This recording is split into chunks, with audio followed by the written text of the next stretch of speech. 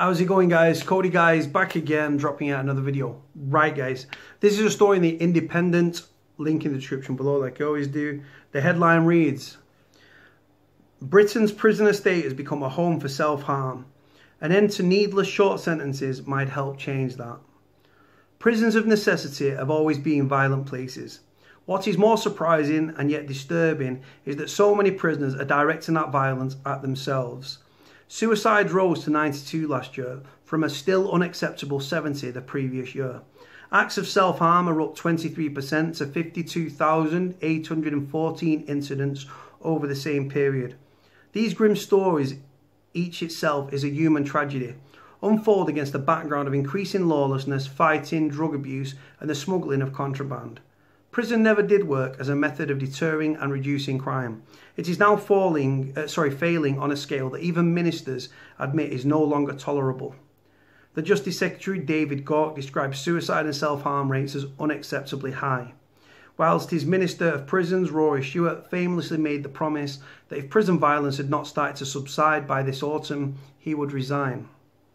For the first time in many years, the criminal justice system does seem to have ministers in charge of it who at least claim to get it. After years of counterproductive austerity, extra funds to tighten security in prisons are being found. The first airport-style scanner screening technology has been installed in the 10 worst prisons that Mr. Stewart has identified as requiring emergency attention. The Prisons Minister is also set to be congratulated for improving standards of behaviour among officers and providing with the Parva self-defence spray. When used in preference to the batons, this is potentially a useful reform, reducing the risk of injury to officers and prisoners alike. As prison security improves with anti-drone netting and scanning of staff and visitors, soon the only way left to smuggle drugs in and contraband and weaponry into jail will be via corrupt officers and staff, something that can destabilise a jail and become even more comprehensively than the widespread use of potent drugs such as spice. Mr. Stewart is right to try and make sure that the small minority of bent officers are detected and dealt with, just as the scale of the bribes offered to them starts to ramp up. Even so, maintaining order in prison will always be a cat and mouse game, and one where, from time to time, the authorities will lose. What has long been needed is to make sure that the prisons we do have operate to the design capacity, and that means making sure that prison population remains manageable and officer numbers maintained at a safe level. Neither of these conditions has been satisfied in the age of austerity, nor, to be fair, for the many decades before. There are literally no votes in prison. One immediate reform would be to guide magistrates even, and judges to think twice before issuing very short custodial sentences. It is difficult to see what a sentence of 10 days or a few weeks can possibly achieve on any level. Too short to satisfy any desire for retribution, completely useless as a method of rehabilitation, but long enough for the convict to pick up some nasty habits, nurse resentment and make them more likely to reoffend. In Scotland, there is a presumption against imposing custodial detention of less than 1 year, and Mr. Stewart has spoken approvingly of the results of this recent experiment. He has pledged to make prisons less unpleasant places and the environment that is simply depressing its inhabitants for the sake of it. Bars that brutalise and outdated symbols are to be replaced. It is being suggested with toughened glass in bigger windows. That will not turn the cells into the best suites at the Savoy, despite what some in the media will no doubt claim even. Ugh.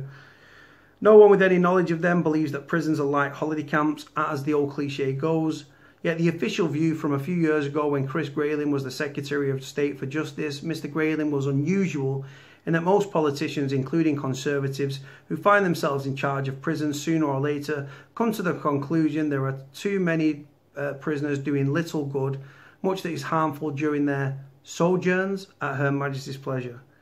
Prisons should be Spartan, not to the point where they drive sane human beings to slash their arms or take their own lives, only for a few rays of light penetrating Britain's dark, dank, rat-fest prison estate is where there's a chance of much needed modernisation and reform. Now, this is written by, who's written this? Doesn't say.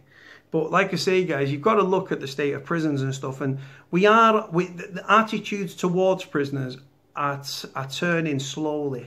And the Prison Minister and the current Justice Secretary David Gauke are saying the right sort of things, But they're all about war on drugs and stuff, right? And like I say, drugs do wreak havoc within prison, because where you've got contraband, you've got debt.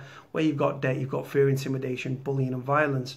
But for me, prison has never worked, right? And like I say, there's those on the right side of the tracks that will troll this video and be like, don't do the crime if you don't do the time, and all the clueless idiots, ill-informed, clueless wankers, right? Now, to those people on the right side of the tracks that think the whiter than white have never committed crime and they're above the law and everything else, right? I say to them this: what is the aim of prison for you? What do you want prison to be about? Do you want to brutalise prisoners? Or do you want to re-engage them so that when they leave prison, they leave in a better position than when they entered, so they don't go back to crime, they don't re-offend, they can get a job, pay tax back into the system, thus saving the taxpayer money, reducing re-offending rates, which are stand around £15 billion a year, right? Because the reality is that there's two choices. You can't brutalise prisoners and punish them and rehabilitate at the same time. It doesn't work, right? You can't do both. So by brutalising prisoners, it's not conducive to rehabilitation. Rehabilitation being a politician's word, a made-up word, right? But it's not conducive to rehabilitation, nor does it act as a deterrent. If anything, all that succeeds in doing by brutalising prisoners, it makes them desensitised, demoralised, dehumanised, and even more disenfranchised than when they enter the system.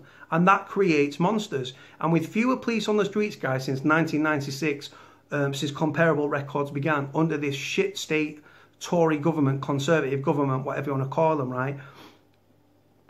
You want prison to work. And trust me when I tell you, you really want prison to work.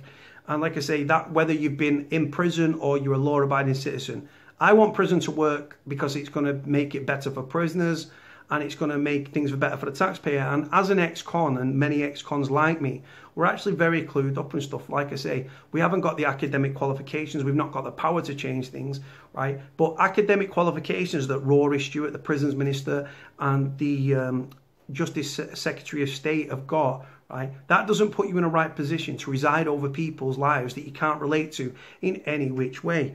Now, for me, like I say, rather than making prisoners out of our students, let's make students out of our prisoners, right? Rather than being a prisoner of our past, let's be the architects of our future, right? Let's get with the program. There's a documentary, guys. If you go on YouTube, obviously you're on YouTube right now, and you type in Halden Prison, Halden prison, Norway, right? A documentary that will come up that I posted, right? And just have a watch of the video, right? In the UK, it costs £40,000 a year to house prisoners, right? Or human warehouse them, because that's the reality. Now, if you look at Norway, Halden Prison, Category A prison, high security, maximum security facility, it cost them to house a prisoner there £120,000 a year. And just look at how the prisoners are treated, right? There's prisoners from the UK, there's prisoners from London, there's a prisoner from Sweden, there's a murderer, there's a guy from America who's in for rape, right? And they're put in this prison, and you know what the prison's based on, guys? Solely rehabilitation, right? And it pays dividends, right? When the reoffending rates in Norway are the lowest of anywhere in the world. It's about re-engaging, nurturing prisoners, and it works. So why not use the same model here? Why? Because these MPs are arrogant, they think they're above it, and they're absolutely clueless, guys. That's the reality. Clueless idiots. Now, like I say, we need to be reducing the prison population. What are the Ministry of Justice doing? They're building new prisons. The prison population is going to exceed 90,000 in the next couple of years. More prisons, more prisoners, more problems, more death, misery, suicide, self-harm, violence, drugs, drug taking, overdoses. Like I say, self-harm and suicide, guys. That's the reality. We need to abolish short sentences. We need to free IPP prisoners. Mentally ill prisoners shouldn't be in the system at all. They should be in psychiatric units. If they've got to be in detention because of the severity of the nature of the crime, section them.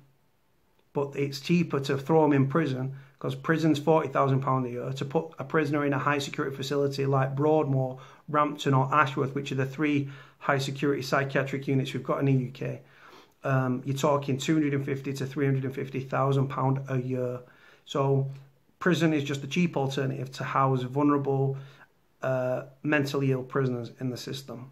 There's prisoners going to prison having never taken drugs in their life and are leaving as addicts or worse in body bags.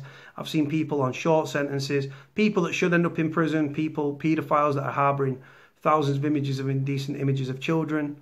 They're getting suspended sentences. People that don't pay council tax or parking fines end up in prison. It's the reality, guys. The system's as broken as those entering it. Really, really is. Anyway, I'm going to stop rambling on. I've been on it for 10.5 minutes. Let me know what you think. Link in the description. Comments in the comment section below. Like, comment, subscribe. Cody out.